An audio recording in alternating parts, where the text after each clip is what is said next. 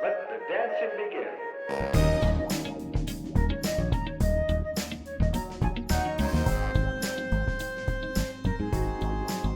Hello? Hello? Hello? Is that Windy Arbor School? It's Neil here. I'm lost somewhere. I'm sorry I haven't seen you for so long. I've actually had an operation and I've been off for a couple of weeks. So I can't get in to see you before Easter. So I thought I'd send you this. So it's kind of an assembly, but I'm going to tell you the story of Easter. So hang on a minute, I'll just see if I can get myself out of this.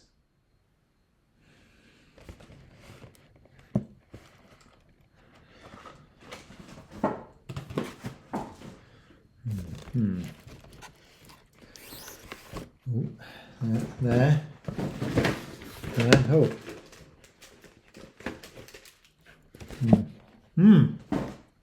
Oh. Raspberries and cream. Hello. Welcome to the Easter Assembly. I'm going to talk a bit about Easter in a moment. I'm going to tell you some of the story because you know I'm a big fan of this. And it tells the Easter story really well. But at the moment I'm eating a chocolate. The trouble with Easter, lots of chocolate lying around, isn't there? I don't quite know why chocolate.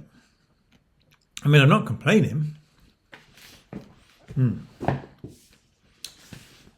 So, I hope you're all right. If you've never seen me before, I'm Neil from Chelmsford Baptist Church, also the Three Trees Community Centre, which is where we meet. Now, I love springtime. And I love it because the sun starts coming out and spring starts springing everywhere, doesn't it? The days are warmer. The birds are singing. Flowers have started to pop out of the ground, haven't they? Snowdrops and daffodils. And you just feel better, don't you? When you get outside, the air's fresher. You take a deep breath. And you feel more alive than perhaps you did a few weeks back when it was still cold and dark. And you didn't know if the winter was ever going to end. Now, we're lucky where we live on Chelmsford Wood because we're right on the eastern edge. Is that east or is that east? On the eastern edge of the city. So if you look at a map of Birmingham, on the extreme eastern side, that's us. And almost wherever you live in Chelmsford, a 5 or 10 minute walk and you're out of the city. We're like the skin of the city and you're out into in effect, the Warwickshire countryside. So we're not far. And we also know that actually underneath our feet here in Chelmsford Wood, the wood still slumbers, doesn't it? We see the trees and we see the dandelions bursting through the tarmac. We know that the wood isn't far and that we coexist. We work together. I've just got a few pictures I want to show you of springing. Is that the word to spring? Springing around Chelmsford Wood. This is some hawthorn. This is lovely white blossom, and if you smell it, it smells like marzipan. You can eat it. I wouldn't recommend it, particularly if it's low on the ground, towards the ground. But that's lovely. And these are snowdrops. These are the first flowers that start to appear. They often appear while it's still been snowing. And these are all around 3 trees. We've planted snowdrops, and there will be bluebells to come soon. And all around, we can see nature coming up, the trees, and even some of our special trees in and around the area. So it's nice, isn't it? Having all this life bursting around us and bursting inside of us. Now, at the moment, we're in another season in the Christian calendar, and it's called Lent. Now, it's a funny name. It sounds like you're only borrowing it, doesn't it really? But it's a season that starts on Shrove Tuesday, which often we call Pancake Day. I don't know if you did that a few weeks back. You had pancakes. So Shrove Tuesday is the start of the season of Lent. And it's a kind of a countdown to Easter. Easter's come in and this is when the countdown begins. A bit like at Christmas, you have an advent calendar sometimes, don't you? Which got chocolate in it. And you count down the days to Christmas. So in Lent, many of the followers of Jesus, they do a kind of spiritual boot camp, if you want. They really practice things that help them in their faith. So they pray, they fast, which means going without food for a little while. Sometimes people give something up for Lent. They give up something that isn't helpful sometimes, or they give up something so they can spend more time doing something else. And other people take up. Some people say, well, I'm going to do a good deed every day. I'm going to do an act of kindness every day. I'm going to feed the birds every day. They take up something positive during the season of Lent to remind themselves of God's blessing. So it's a time that really reminds us that Easter's come in, and it's a time for us to train to be the best that we can at following Jesus. Now, I love this season, probably more than I love Christmas. I love Christmas, but Lent into Easter, I think, is a great time of year. I think it's because the weather's fantastic as well. And although I love Christmas, I do think Easter is better. Because for followers of Jesus, it has one of our most important, a selection of our most important stories about Jesus and what he did. So before we get onto the story, I just want you to spend a moment to pause. Just think for a moment about what's important to you. What is really important to you? What would you be prepared to do almost anything for, to keep or to protect? What is special to you? Just for a moment, have a think.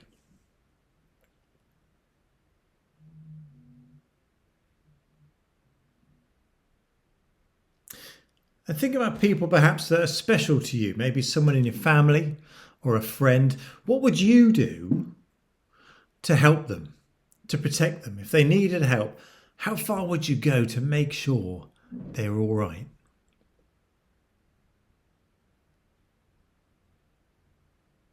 Have a think about that.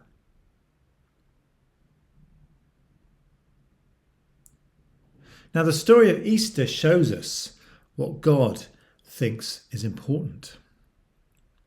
And I'll give you a spoiler, but the answer to that question, what does God think is important? It isn't a what at all. It's a who. Who is important to God? You are. You are. So let's have the story. Now, I'm not going to read the whole story because it would take a bit of a time, and there's different parts to the story. And perhaps another day we can look at that a bit more. But the story of this particular moment of Easter starts when Jesus goes with his friends for a meal. Now, Jesus was Jewish, and Jesus had what was called the Passover meal, which Jews have every year at the same time as Christians have Easter. And the Passover meal reminds them of the story that you read in Exodus of God rescuing his people from slavery. So it's an amazing story, the story that you find in Exodus and of the Passover, of Pharaoh of Egypt being mean and oppressing his people, not letting them go, keeping them as slaves, and how God came to liberate and set them free and to fight against those people that kept them in chains. It's a powerful story. And the Jewish people tell this story every year. They remind themselves every year. And Jesus did that too.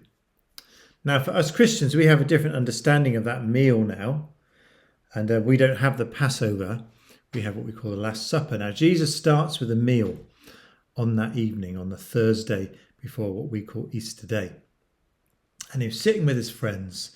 There's a few pictures in this book. He was sitting around with his friends, eating and drinking and sharing the stories together. And one of his friends, there's a picture there, sneaked off. This is Judas, who you may have heard of, who was going to tell the baddies where Jesus could be found.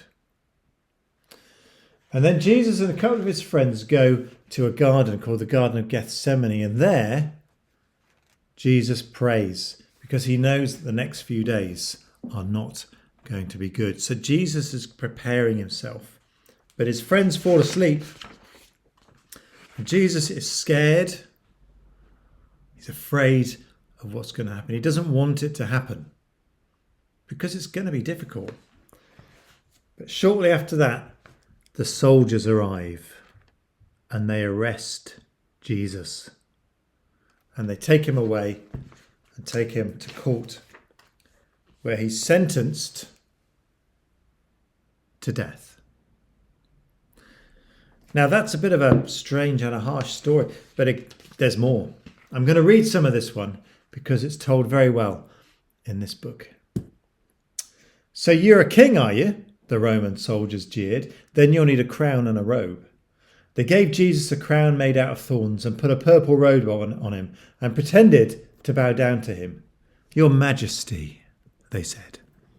Then they whipped him and spat on him. They didn't understand that this was the Prince of Life, the King of heaven and earth, who'd come to rescue them. They walked up a hill outside the city. Jesus carried the cross on his back. Jesus had never done anything wrong, but they were going to kill him the way that criminals were killed back in those days. They nailed Jesus to the cross. "Father, forgive them," Jesus said. "They don't understand what they're doing." "But you say you've come to rescue us," people shouted, "but you can't even rescue yourself. If you were really the Son of God, you'd climb down," they said. But Jesus stayed. You see, they didn't understand it wasn't the nails that kept Jesus there, it was love.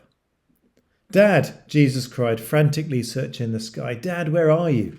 Don't leave me." And for the first and the last, when he spoke, nothing happened. Just a horrible, endless silence. Tears rolled down Jesus' face, the face of the one who would wipe away the tear from every eye. Even though it was midday, a dreadful darkness covered the world. The sun would not shine. The earth trembled and quaked. The great mountains shook. Rocks split in two until it seemed the whole world would break. The creation itself would tear apart. The full force of the storm was coming down on Jesus, not people. It was the only way God could destroy evil and not destroy his children. And then Jesus shouted out in a loud voice, "It's finished." And it was. He'd done it. Jesus had rescued the whole world. "Father," Jesus cried, "I give you my life." And with a great sigh, he let himself die. Strange clouds and shadows filled the sky, purple, orange, and black, like a bruise.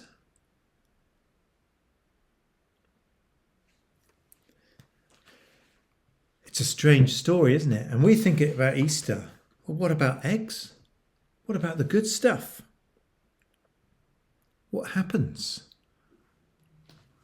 Jesus was buried by the Roman soldiers who rolled a stone in front of the tomb. Because in those days, in that part of the world, they would carve a tomb into rock or use a cave and they'd put a stone in front. And everyone thought Jesus had finished. All the good, all the amazing things he'd done were over. But that is only half of the story of Easter. Jesus' friends were sad. They could never see their best friend again. How could this happen? Wasn't Jesus the rescuer? The king that God had promised? It wasn't supposed to end like this. Yes, but whoever said anything about the end? Just before sunrise, on the third day, God sent an earthquake and an angel from heaven. When the guards saw the angel, they fell down with fright. They fainted. The angel rolled the huge stone away and sat on top of it. At the first glimmer of dawn, Mary Magdalene and other women headed to the tomb to wash Jesus' body. The early morning sun slanted through the ancient olive trees, drops of dew glittering on leaves and grasses, tears everywhere it seemed. The friends walked quietly along the hilly path, through the olive groves until they reached the tomb, and immediately they noticed something odd. It was wide open. They peered through the opening into the dark tomb. But wait, Jesus' body was gone. And something else. A shining angel was there, with his clothes made from lightning. "Don't be scared," the angel said. But they couldn't help it anyway, so they screamed. The angel asked them, "What are you doing here? This is a tomb. and tombs are for dead people. The women couldn't speak. Jesus isn't dead anymore, he said. He's alive again. And their hearts leapt. And then the angel left, which with such gladness that for a moment it felt that it had all been a nightmare.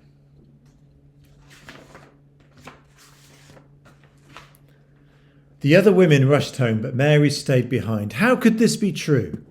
Jesus was definitely dead. How could he be properly and fully alive? Just then Mary heard someone else in the garden. Perhaps it's the gardener, she thought. He'll know where Jesus' body is. I don't know where Jesus is, Mary urgently said. I can't find him. But it was all right. Jesus knew where she was, and he'd found her. Mary.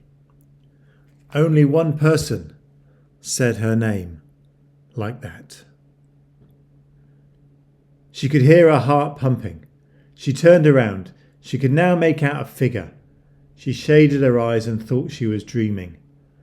But she wasn't dreaming. It was real. Jesus.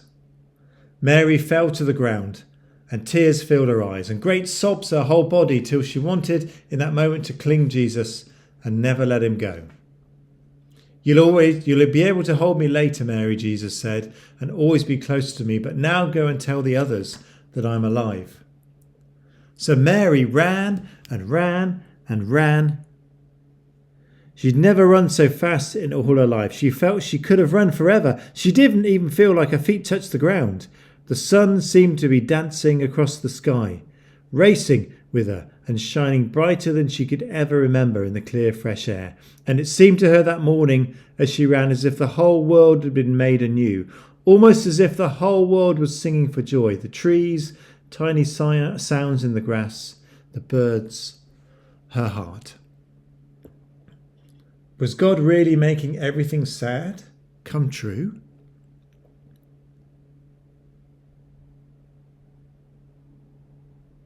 Was he making everything sad come true become untrue? Was he making even death come untrue? She couldn't wait to tell Jesus' friends. They won't believe it, she laughed. And she was right, of course. It's a very strange story, isn't it, for us to hear today that Jesus could not be killed forever. That the life and the love that God has is stronger than all of that. And the story goes on. Then Mary goes and tells her friends, and they're like, I don't believe you. And then Jesus appears amongst his friends. And then from that point, 2,000 years ago, Jesus' followers have continued to share that message. The story of Easter, strange as it is to us, is important. It tells the story that God loves us so much that he's prepared to give everything up for us. Easter is a kind of a war.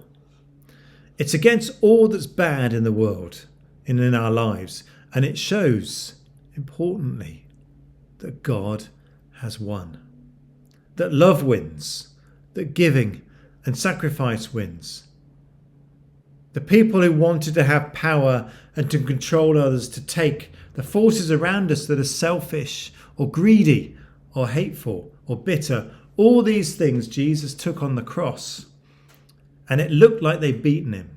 He'd been beaten by the bad stuff.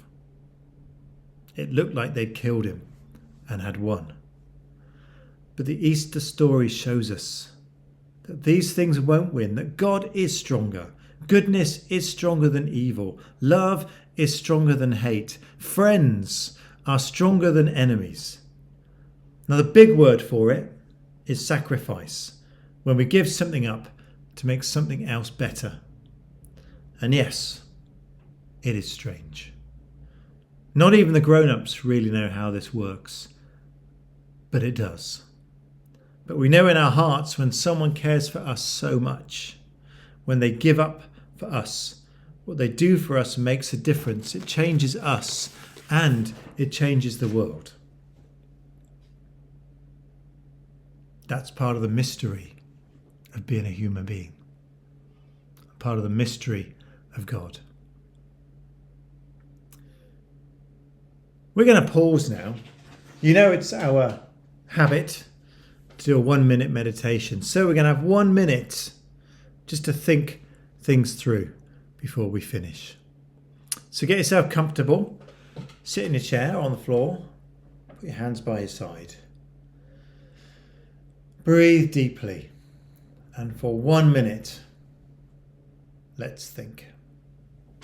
Are you ready? So in the first half of the minute, just think about the world around you. Think about nature, friends, family, and all that we have. And be grateful for it. What is good in our world?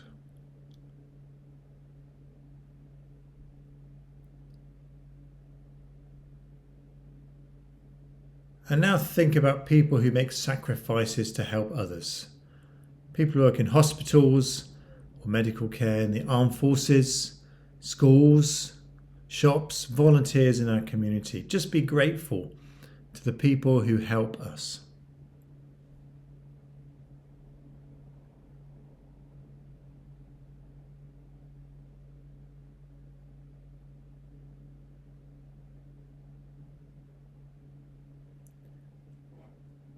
And here's a prayer. Lord, we thank you for Jesus, who shows us how much we're loved, and that however difficult things get, even if it seems the baddies win, that love will win, and God will never let us go. Help us to be the kind of people willing and ready to help others, to give what we can to make this world a better place. Amen. Well, thanks for watching. It's great to see you, and hopefully I will see you again soon. Have a fantastic Easter. Make sure you eat too much chocolate or whatever it is you enjoy, and have a great break. And hopefully I will see you next term. Bye-bye now.